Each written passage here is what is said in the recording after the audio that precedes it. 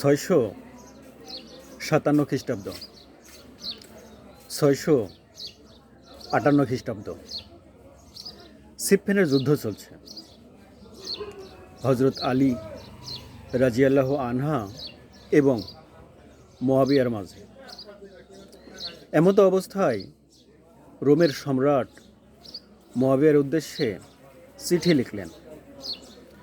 সেখানে তিনি বলছেন, আপনাদের যুদ্ধ আমি পর্যবেক্ষণ করছি, লক্ষ্য করে দেখছি আলী ভুল পথে রয়েছে, অন্যায় করছে আপনার সাথে।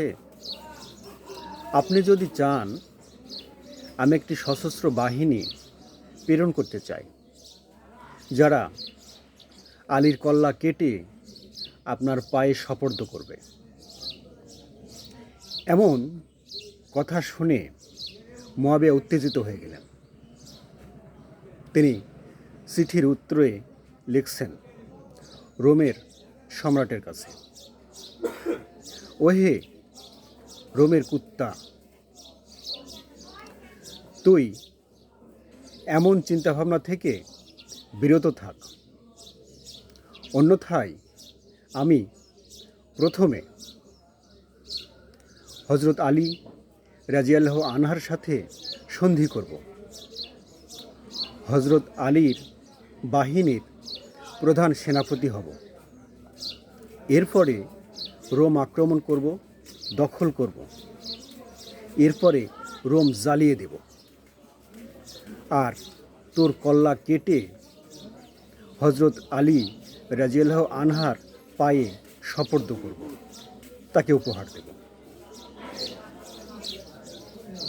এটা হলো প্রত্যয়।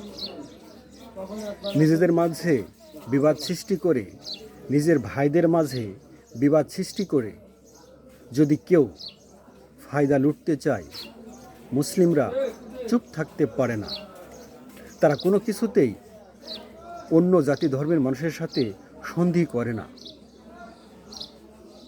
নিজের ভাইদের সাথে শত্রুতা, বৃহৎ শত্রুতা তৈরি করে। অথচ আজকে ইরান, ইসরায়েল, আমেরিকা যুদ্ধ চলছে।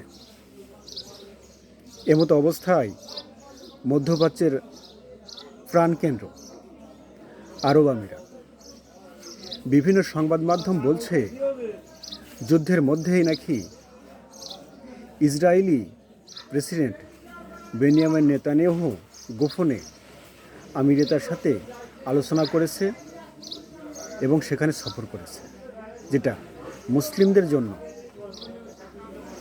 বড়ই পীড়াদায়ক।